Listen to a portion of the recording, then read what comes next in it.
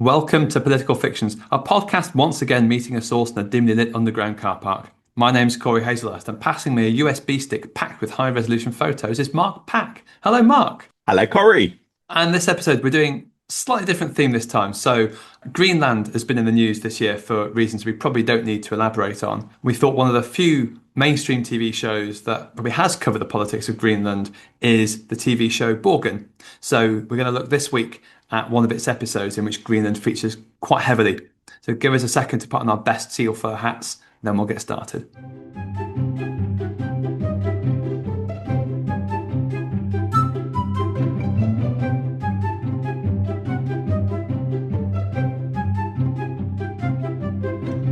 So, first item on the agenda, Mark, events, dear boy, talk about our past experience of viewing this TV show and the plot. As is a habit with me in TV shows, I've watched quite a bit of Borgen, but not all of it. I think I got midway through series. Series, not season. Series, not season. Dear me, what a terrible ruined this episode before it's even begun. In a when we are covering a show that is in part about imperialism, let's not succumb to American language imperialism. No, that's Up true. for the independence of our choice of words. I've got all the way through most of it, but not all of it. I think midway through series 3. I started watching it fairly promptly after it started screening in the UK because it was very well timed, being a TV series about a moderate political party that comes from nowhere to find itself in government and everything going brilliantly. It was the must-watch consolation viewing for Liberal Democrats when it started being broadcast in the UK in 2012. It was perfect timing by the schedulers there.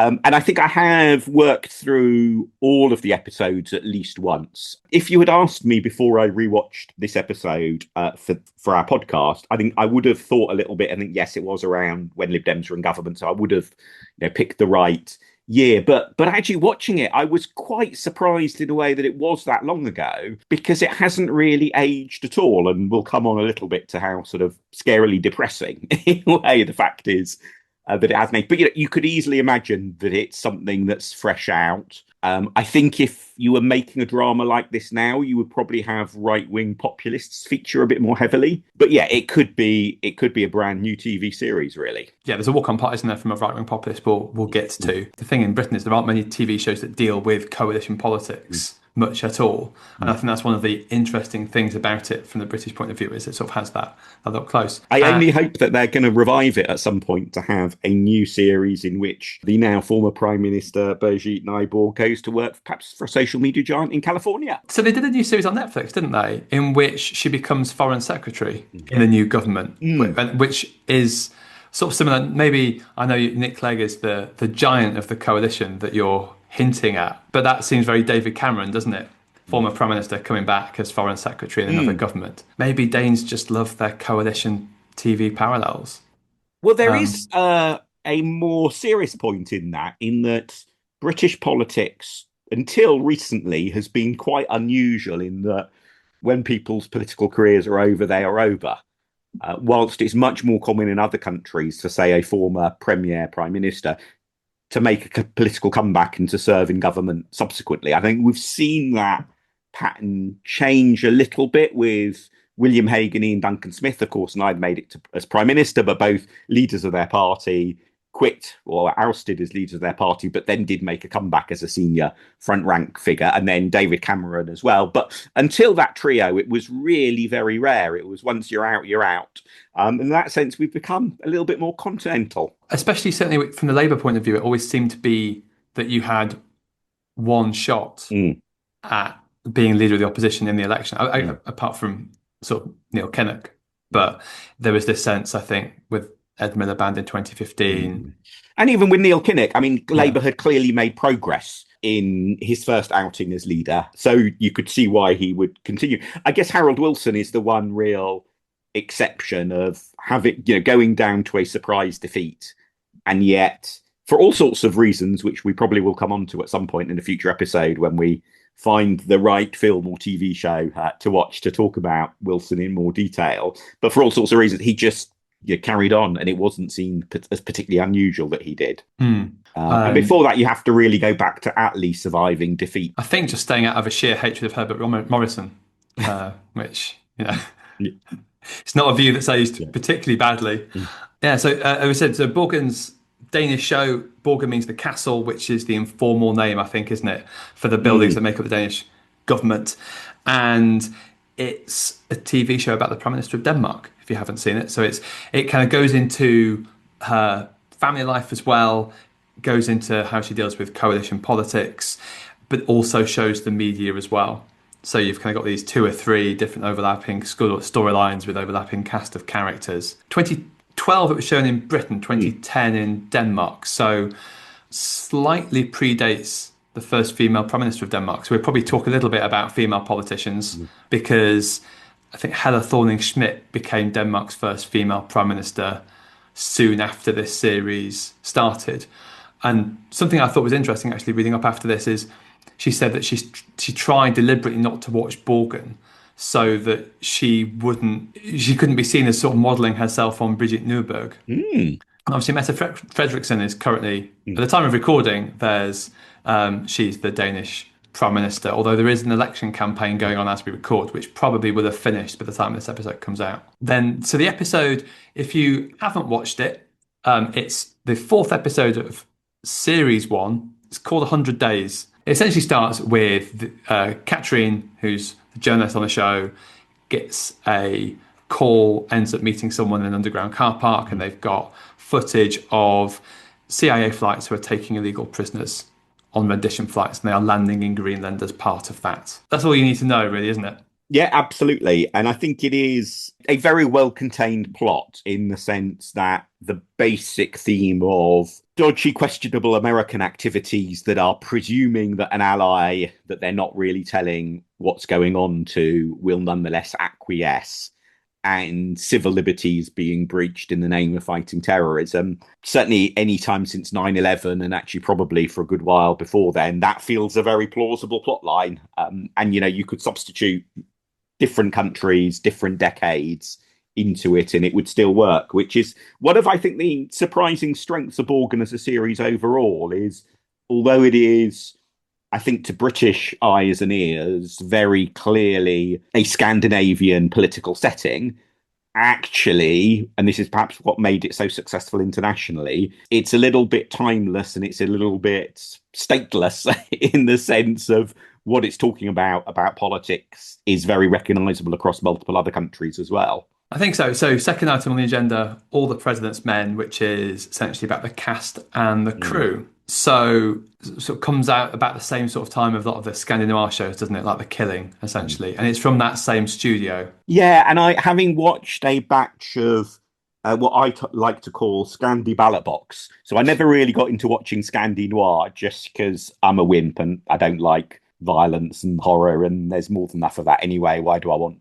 voluntarily to have more of that enter my life? But there's a whole load of Scandinavian political dramas, some more of which we will hopefully return to in future episodes of this podcast. And quite a few of the actors, understandably, good, relatively small acting community, I guess, are immediately recognisable. You think, oh, I've probably seen them in half a dozen other things as well. I also noticed that, and apologies to either any Danish listeners or any people who are listening with knowledge of how to correctly pronounce Danish names, because I'm about to probably mangle their name horribly. But Sidse Babett Knudsen is also in BBC One's Roadkill, where she plays the mistress of Hugh Laurie's ambitious Conservative minister. So we should definitely add that to our wish list. Unusually, it's you trying to add shows to our expanding cover list. When usually I'll try and preempt you if I haven't managed to put you off adding shows to our cover list by complaining when you do. So I thought if I start adding in lots myself, maybe you'll begin to see the downside of doing that. No, we can just carry on forever. This is fine. It's like how you just go into a charity shop and buy 3 or 4 more books and think, I'll read them at some point. I should probably say created by Adam Price. Yeah, so Katrin the journalist, Casper is the kind of spin doctor, isn't he? He's both nicer and a little bit more competent than Malcolm Tucker. Definitely. I mean, if I had to have one of them as my spin doctor, I would definitely pick Casper over Tucker any day. Casper occasionally fixes things. Imagine. We can only dream of such things happening in Britain. And as you said in your notes, it is, in terms of the feel of the show, it is very much more West Wing than thick of it, isn't it? Yeah, absolutely. This is one of those shows where there's an intractable problem, which remarkably, by just some handsome, charming, clever people doing the right things, can be solved before the credits roll. And so it is a little bit twee in that sense. And as this episode, as we'll come on to discuss, definitely demonstrates. But it does make, it does make it very, very Moorish as a show. And I think, if you like The West Wing, you'll definitely enjoy this. Smart, beautiful people solving problems. So I can see why it was so popular with Lib Dems during the coalition years, because that's definitely the vibe, wasn't it? Absolutely. I don't remember much about the coalition myself. I've just read Politics Between the Extremes. That's very much the impression that's given. Next item on the agenda, Art of the Possible. Are there any similarities between this episode and real events? And this is quite a hard category, isn't it? Because if Borgen had done an episode in which the US president tries to buy Greenland and then threatens to militarily annex Greenland because he didn't get the Nobel Peace Prize, we would say, this is completely ridiculous. Why is there such an outlandish plot that's being presented? Absolutely, yeah. I feel like I should be perennially apologising for my view of Chris Mullin's novel. So Left Wing MP wrote a novel many, many years ago about a left-wing prime minister coming to power in Britain.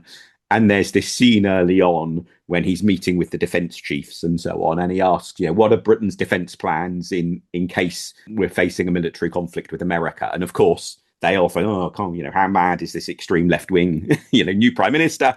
And, Chris Mullin was in a way making a bit of a political, serious political point at the time with that in his novel. But obviously that is a scene which at the time I thought was, this is a ludicrous scenario to be setting up. Now feels horribly, horribly possible. So I think you're right. It is, I think, a really tricky one in years to come for people writing political drama is, we're living through an era in which the US president does such utterly absurd, incoherent, inconsistent, larger than life things. How on earth do you decide what is plausible to put in fiction in years to come? In terms of the actual episode, we're not going to talk in this episode about whether politicians have scheduled sex sessions. That's very much something we really don't want to probe into. I suppose the main... Interesting choice of verb there, but carry on. Dear. So, at least I kept saying series though, so it's all right. That's okay. Fine by me. Some of my word choices are all right in this one. That's the focus of the episode in terms of the CIA rendition and torture of prisoners was an absolutely real issue, wasn't it?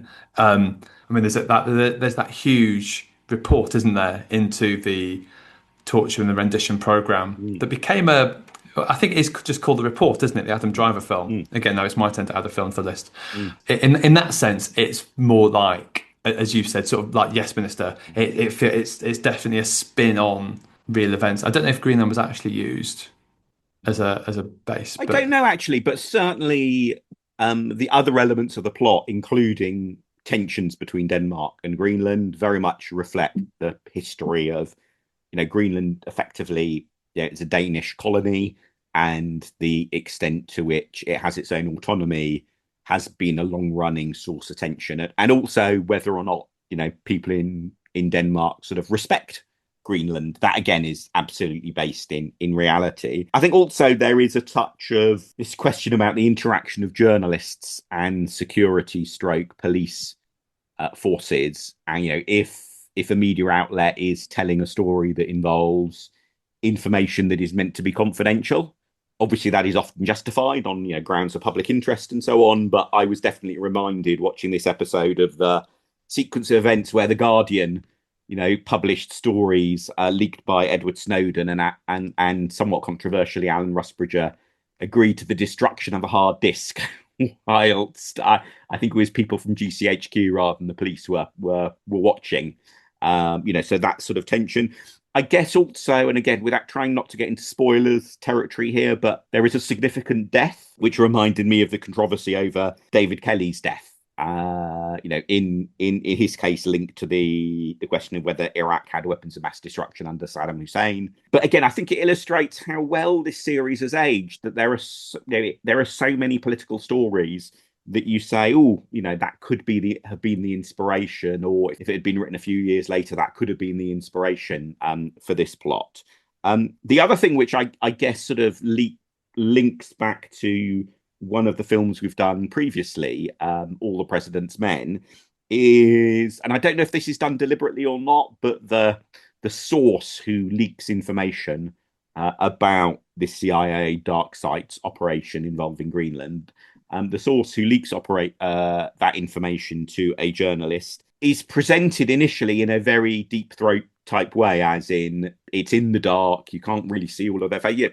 And particularly that initial scene involving the journalist and the source is very similar to the framing of the scene in, I think, All the President's Men film. I don't know if that was a deliberate homage or if it's just coincidence, because actually meeting a stranger in a dark, secluded place has obvious dramatic value. So maybe that might just a bit like how in pop songs, it's quite remarkable how often traveling by train and it raining goes together. Maybe there is a natural artistic affinity there. I think, yeah, we'll probably in another section talk about that. I think there are too many parallels with All the President's Men for it not to be at least a bit of an homage. Indeed, there is a very exciting parallel that I know we're going to come to, and Well, indeed, I hope it's going to be the cause of a new category for future episodes. I guess the other thing to say is that in one respect, this episode has aged really badly, sadly, because the idea the US president might visit Greenland is at one point essentially a goodie dangled in front of the Danish government. I think if the US president was to be saying, I'm going to visit Greenland today, that would very much be seen as a threat rather than a goodie to dangle in front of the Danes. yeah, probably wouldn't be seen as a goodwill gesture. And again, so it talks about the whistleblower and their sort of motivation as being essentially they didn't like the fact that Denmark was seen as like the America's eager little brother, takes part in wars with America, but doesn't really have much say of what's going on. I thought it was actually interesting that even though this is the Borgen comes out during the Obama presidency, the president that's mentioned is Bush. So there's at one point Newberg makes a reference to the fact that the former prime minister gave Bush everything he wanted. What you said about colonialism, I think, is interesting as well. It feels to me like the episode is trying to make parallels between the relationship between Denmark and Greenland and the relationship between Denmark and America. The Danish prime minister in this episode goes to Greenland in a goodwill visit. The visit of an American president, as you've said, is dangled in front of the Danes as being thank you for not making too much of a fuss. There's a Yes Prime Minister episode where that happens as well, isn't there? Again, talk about Neil Kinnock. Wasn't Neil Kinnock didn't he end up only meeting like the vice president or something in the 80s? Yes, there's all of those status things, aren't there? If there is any British politician or indeed a British prime minister going to the US, who do they get to meet for how long? And do you get a brush by in a corridor for 10 seconds and all of that sort of stuff? But I think what gives the Danish Greenland dynamic a particular edge, of course, is that whilst America and Denmark are independent countries, and in that sense, one could say neither owes the other anything particularly. It's a matter of voluntary choice. That's definitely not how at least people in Greenland see the Greenland, Denmark dynamic. And in a way, I guess it's a little bit more like the British-Irish dynamic, as in, if you roll the clock back a while, a lot of people in Britain, sort of viewed Ireland as part of the country or sort of part of the country or something that, used to be part of the country in a slightly sort of possessive or even condescending manner, which I think definitely is sort of reflected in the Danish Greenland dynamic. And I think one of the characters, I think it's the Prime Minister's aide, isn't it, says at one point in this episode, we are historically reticent to apologise when it comes to Greenland, which shows that sort of slight arrogant not arrogant condensation, Wow. arrogant condensation, quite neatly. The arrogant condensation is the snow, probably, and the ice. Yeah. We sort of mentioned there's a right-wing populist that has a walk-on part. So there's the leader of the Danish Freedom Party. I don't think that's an actual political party, is it? Because there's the impression I get with Borgen is that if you're Danish, you can definitely tell which TV station is which and which political party is which, but they're all given slightly different names. Yeah. He says some very, very rude things about Greenland and people who live in Greenland, but essentially makes the argument that they can't look after themselves. They're corrupt. they're not able to deal with their social problems. And it was a very colonial attitude. It sort of reminded me of the kind of arguments that were made against giving India independence sort of 60, 70, 80 years ago. Or indeed the sorts of discussion, debate, arguments that you get in Australia about Aboriginal people and, often communities with very significant social problems. But do you therefore take from that, if you're not Aboriginal yourself, a sense of, well, that's their fault, that's their problem, they're flawed in some way? Or do you take from that a sense of, oh my goodness, we've really messed up how we've treated them over the years. We've got to put it right. So speaking of the treatment of Aboriginal people, maybe we should move on to the Phil Willis Award. Oh, yes, well, absolutely. Who is the most evil or Machiavellian character in this film?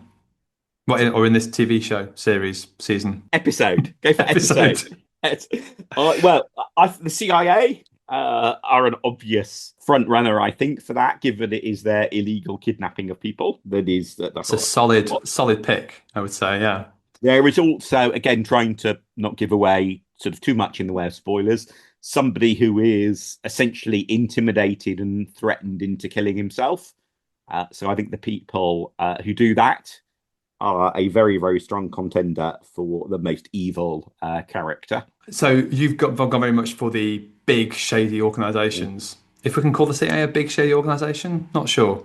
But it's certainly in this context, yeah. But in terms of characters in the show, so I've got two potential nominations.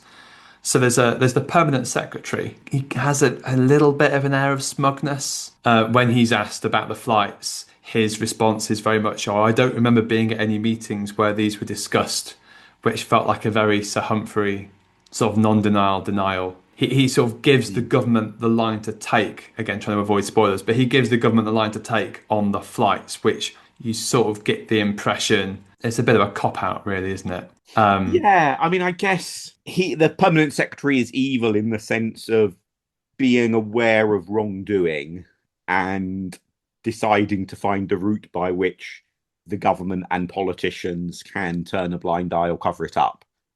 But I don't think we could blame him for being the instigator of the wrongdoing in the way that one definitely could blame the CIA. And that line where he says, I don't remember being at any meetings where these were discussed. I mean, as you say, it's a very Sir Humphrey line. It could be the line of somebody actually with some morals who was basically trying to avoid getting sucked into something even worse, but felt also he wasn't in a position to stop or blow the whistle, perhaps. So from what I remember of him in other episodes, I feel like he's sort of, it's more the Sir Humphrey rather than I'm not sure what the evil version of Sir Humphrey is. Well, I guess Malcolm Tucker in some ways, but he is more the Sir Humphrey character with, definite limitations to his morals, but I wouldn't quite go as far as calling him evil. That's fair. He's the William Waldegrave rather than the Phil Willis of this. So William Waldegrave didn't come out at all well from the Iraq supergun inquiry and so on. But part of what he did was he seemed to be, as it were, a bit of a player in something in a scandal, not the core instigator of it, but somebody who chose his language very, very carefully. And that, is what the permanent secretary does with his line and perhaps with his choice of which meetings he was or wasn't present at. Okay, so the William Waldegrave Award for trying to avoid moral responsibility. Exactly. Okay, lovely. Okay, that's a new category. My other nomination, and again, this might just be because I remember this person being quite unpleasant on other episodes, is, apologies to Danes, is it Huxenhaven? I think, I'm sorry to say, I'm pretty sure he's a Social Democrat. So letting Social Democrats down, which I find very disappointing. But he's a defence secretary, and he just comes across as a massive pain in the back. So you don't want to be in a meeting with him. He just spends his entire time in meetings blaming everyone else for leaks that are happening. Because, we didn't mention this in the Art of the Possible. There's a leak from a National Security Council meeting, Mark, which, given the week we're recording this, is interesting timing. So Huxenhaven is basically blaming everyone for these leaks and saying no one can be trusted. Meanwhile, he's also trying to gag journalists, which I think is very poor form.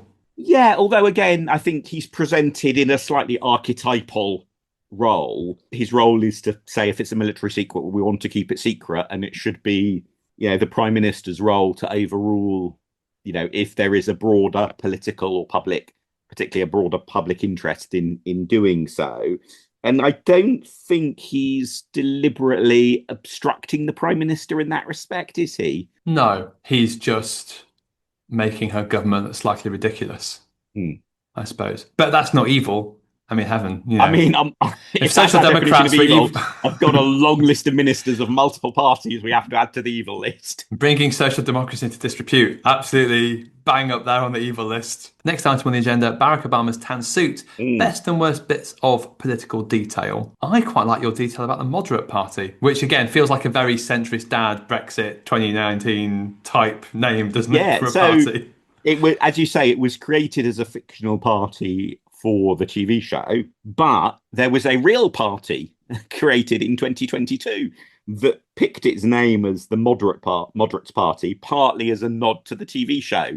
So it's a curious case of real life, in this case, imitating art. I think the other thing that really struck me, which, as far as I know, is a correct detail, and indeed the makers of the show won't will probably have barely thought about it because it's so common in, I think, Scandinavian TV, but it's the way everyone is standing up for TV interviews. Hmm.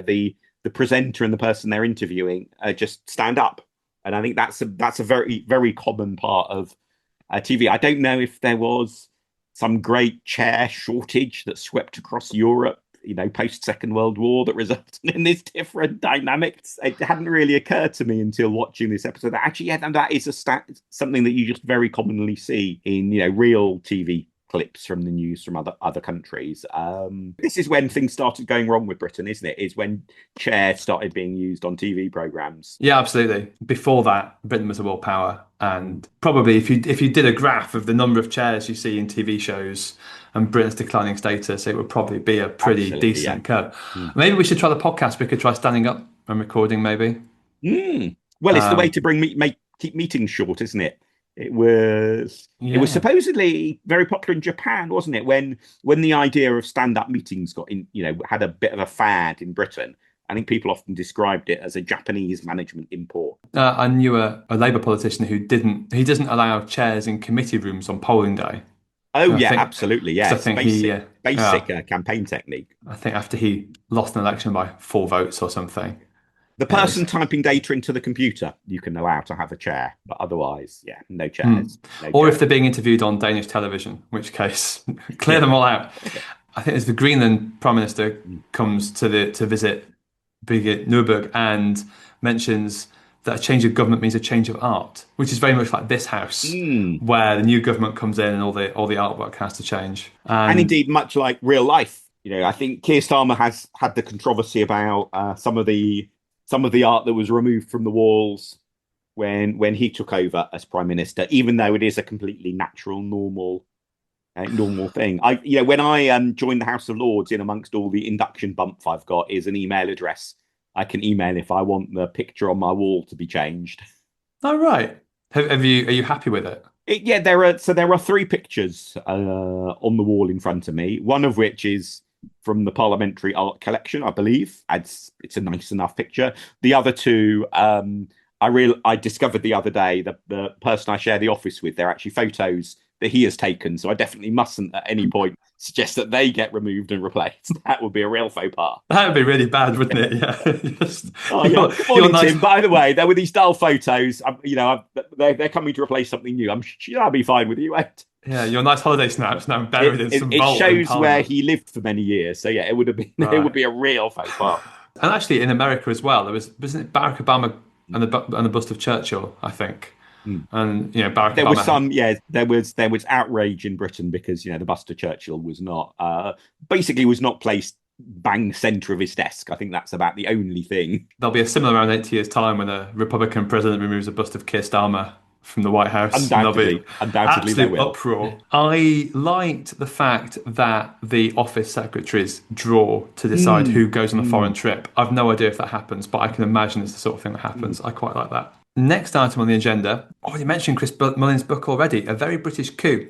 Are there conspiracy theories in this episode? I'm not sure it's really a conspiracy theory, this idea of the CIA illegally transporting people around the world, because it's also fact. I mean, it's very much a conspiracy, Yes. not a conspiracy theory. As you say, Borgen's very much not in the conspiracy. It's not the thick of it kind of politics as cock up, not conspiracy. It's very much in the West Wing. Actually, we just need a load of really telegenic people to come together and explain things slowly, and that will solve everything. As the last 15 years have shown, Mark, is all you really need to do. Absolutely. Next item then, how to win an election, best and worst bits of political advice or electoral strategy. Let's go with the worst one. If you're going to watch this, what's the thing you shouldn't take away? Well, I think what you shouldn't take away is the idea that all you need to do to fix a long running, politically intractable problem is to get the Prime Minister to come and visit and meet a child and suddenly realize, oh my goodness, this is a problem that needs tackling, and I can immediately unveil a plan to sort it. Alas, normally when there's a long running multi-decade problem, it's a reason other than, oh, nobody actually tried. Slight spoiler for this episode, we have very, very different scores. This is probably the one so far that our scores diverge wildly. And I think the reason is essentially this scene, because it goes very, very West Wingy, and essentially it's, oh yes, we're going to stay a night and we're going to see some seals and we're going to see some people in Greenland, and oh look, we're going to make everything better. And then some sentimental music comes down. Oh dear. Maybe I was lacking in soul when I watched it, but yeah, it did feel a bit. I think you're absolutely right. I mean, that is the deeply implausible bit of the episode. I quite like the moral ambiguity of the very final scene, which we'll come on to in a moment, which for me sort of rebalanced it after this horribly saccharine bit of, oh, look, all it required was the Prime Minister to meet a cute child and bingo. In a way that is slightly out of kilter with the rest of the episode. Because, I mean, the episode's epigram quotes, denying the existence of a ghost will only make it grow bigger. You know, that actually does work as good political advice, as in so often just denying there's a problem, trying to pretend there isn't a problem means things get worse rather than actually having got ahead of the problem in the first place. Although having used that phrase extraordinary rendition just now, I think that this is one of the other lessons, not just from the episode, but more generally from the era of the CIA black site sort of scandals, is calling it extraordinary rendition was a remarkably poor choice by campaigners against it, because extraordinary rendition, well, like extraordinary actually is often a good word. I mean, it is illegal kidnapping. Is what it should be. And rendition sounds like a song. It makes it sound like a bit of a good extraordinary serenade. rendition.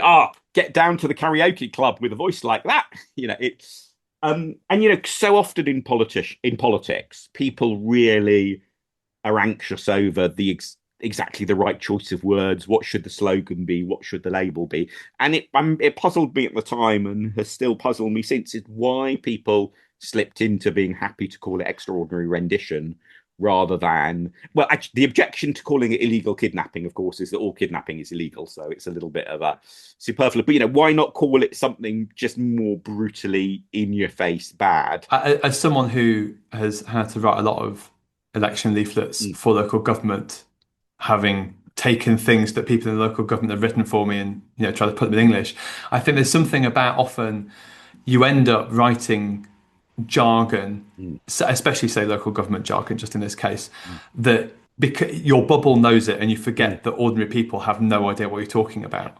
And even if ordinary people know what you're talking about, you should still make it even more simple than that. So I wonder if that's part of it, is you just end up possibly, and I presume the phrase had its origin with lawyers, where you do want to use precise language. CIA doing something awful is probably not quite a precise enough phrase for lawyers when arguing over what's legal, what's not legal, and so on.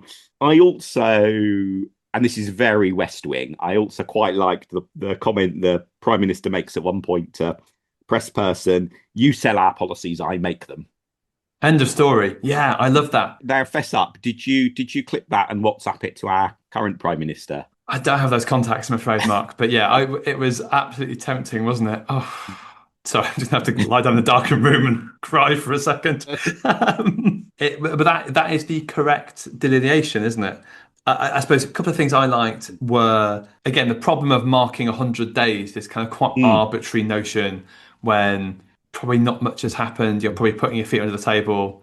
I mean, this is all FDR's fault, essentially, isn't it? Because he did such a policy blitz in his 100 days. And now, I mean, especially in America, every president seems to be marked by it. Mm. But because America is such a big influence on our politics, it ends up the culture sort of seeps in it here as well. At least in the US, you have the election in November and you take up office in January. There is a bit of time to A, stop being exhausted from the campaign, and B, plan and prepare what you're going to do. And obviously, different presidents do that to different degrees of success.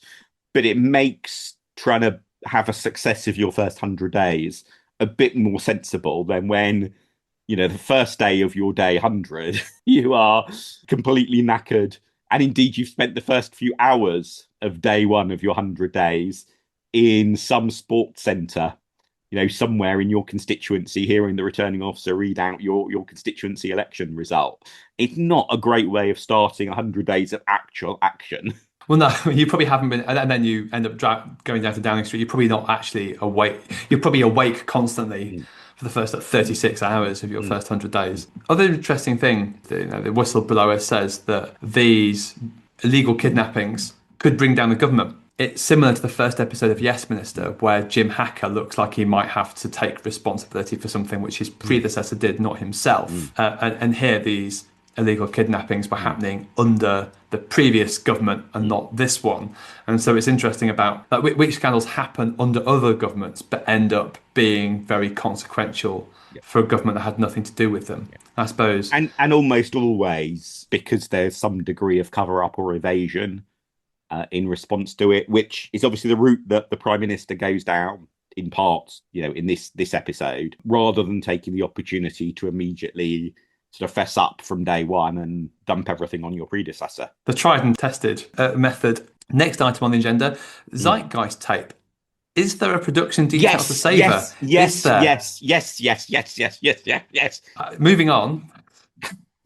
Do you want to talk about the door, Mark? The door. So listeners may recall in our previous episode, we were talking about All the President's Men, which starts with the Watergate burglary that triggered eponymous Watergate scandal, ended up bringing down Richard Nixon.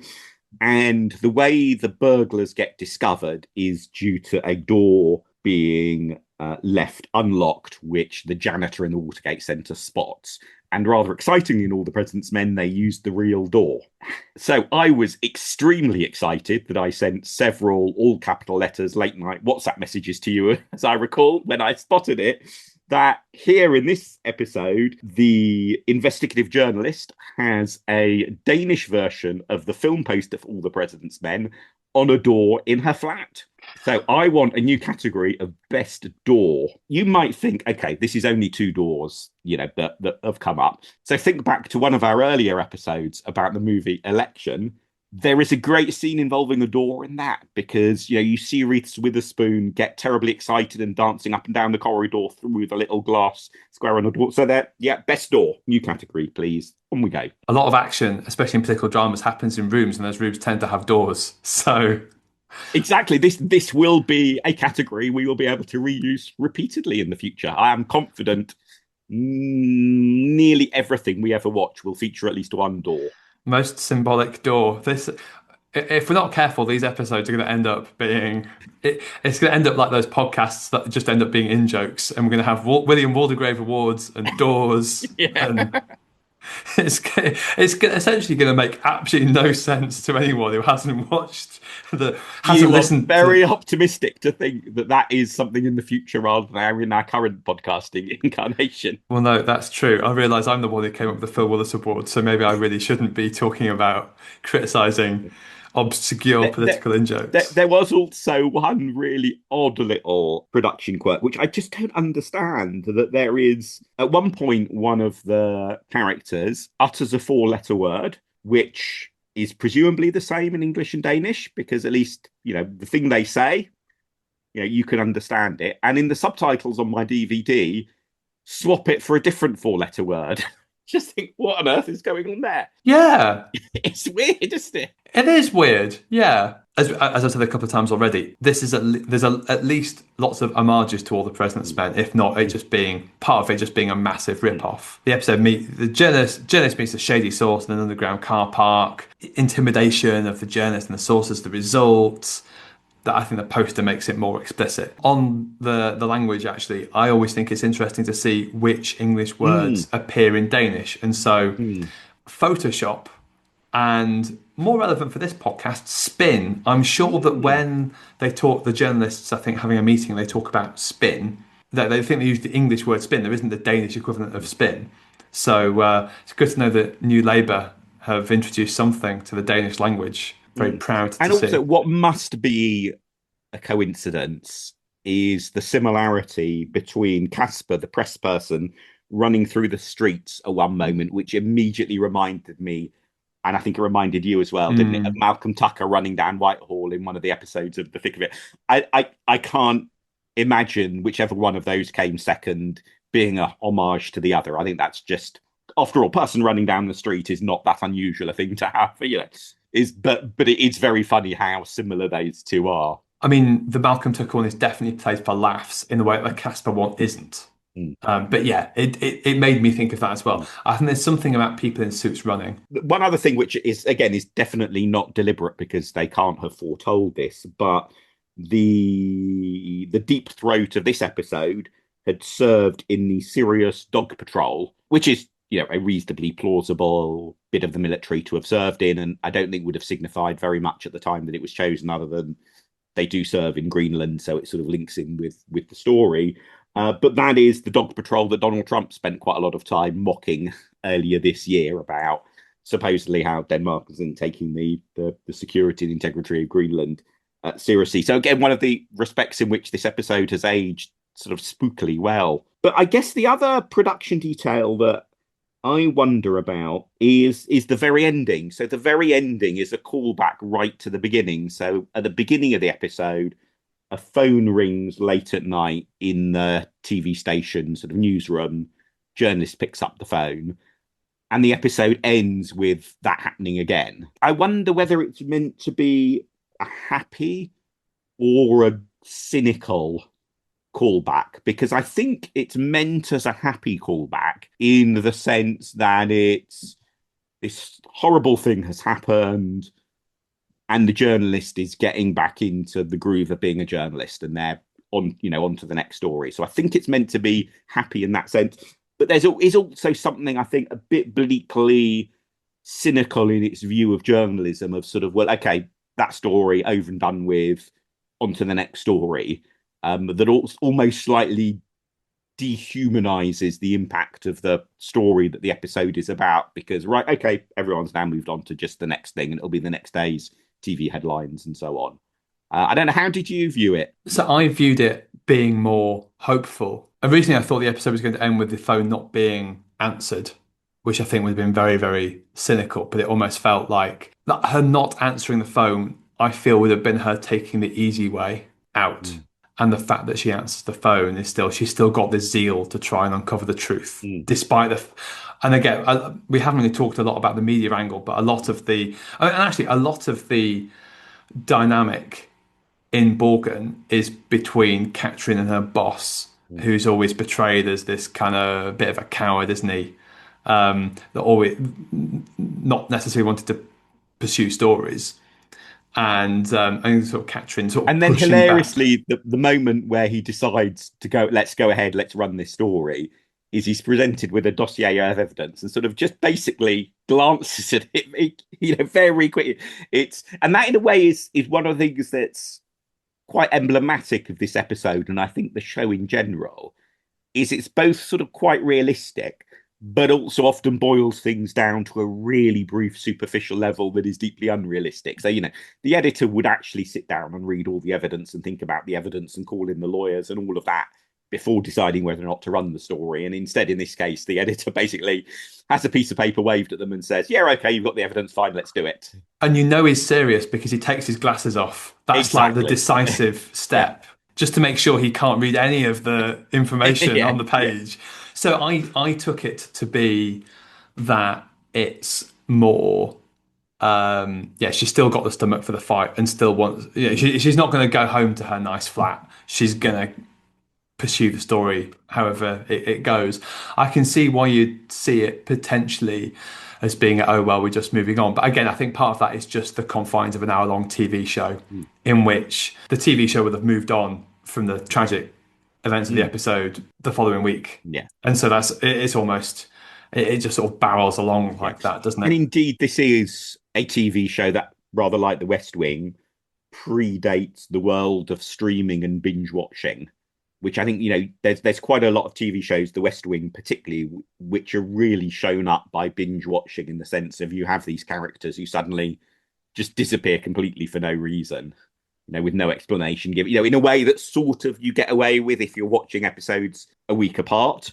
Mm. And so it takes 4 weeks to watch 4 separate episodes. But if you watch 4 episodes back to back, you're thinking, well, wait, hang on, that person that I was watching 90 minutes ago, they've completely disappeared. We've not seen them at all. Nobody's mentioned their absence. What on earth is going on? And it's that teams of writers as well, isn't it?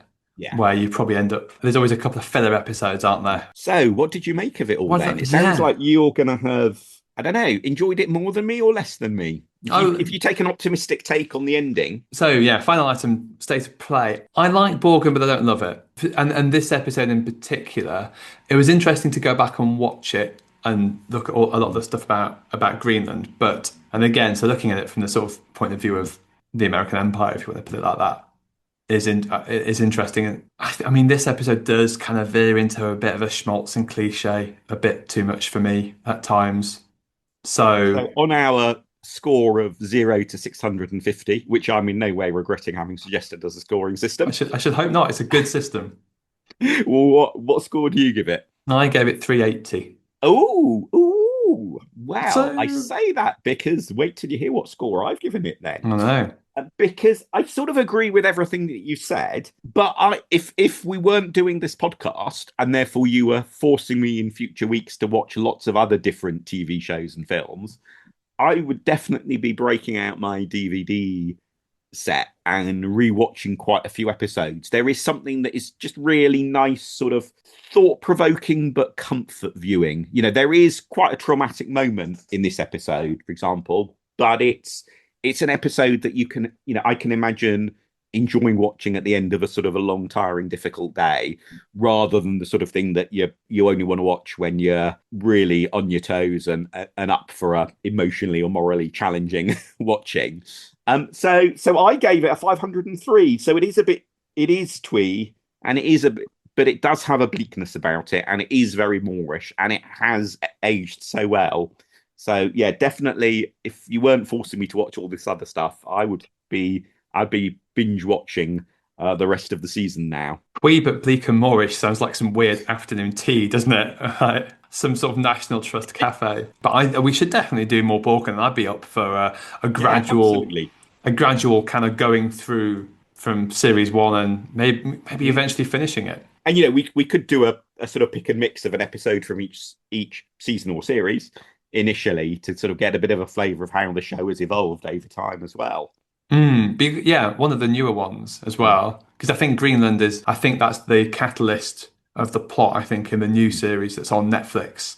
And the first episode as well is her breakthrough, Newberg's breakthroughs in the TV debates, isn't it? So, we should, a mini series on TV debates in political fictions. I realise, given I've just added Borgen, that's another 40 hours we've just added onto our pile. And it has reminded me of several other of those sort of Scandi Ballot Box movies that I've watched over the years that I haven't put in our spreadsheet yet. So well, we are doing we're going one, to have aren't to become we? a daily podcast. That's It's the no only two way. ways about it. We're just going to both have to give up our jobs, make this full time, daily output. Just watch one episode of Borgen a day and talk about it. And but King's Game we've got on the list, haven't we? That's Absolutely, which I'm very much looking forward to. Yeah, and again, I've not seen, so it'll be the first thing on this podcast that we won't have seen. But what are we talking about in 2 weeks' time, Mark? We are talking about a film called No, which is about a referendum that ended happily. It's the referendum in Chile in the late 1980s that saw the end of General Pinochet's rule, thanks to, amongst other factors, a brilliant advertising campaign, which the film is all about. I'm really excited to talk about it. It's a great film. But It yeah, has a brilliant three-word slogan in it as well, so it's very applicable to modern British politics once again. get Pinochet done.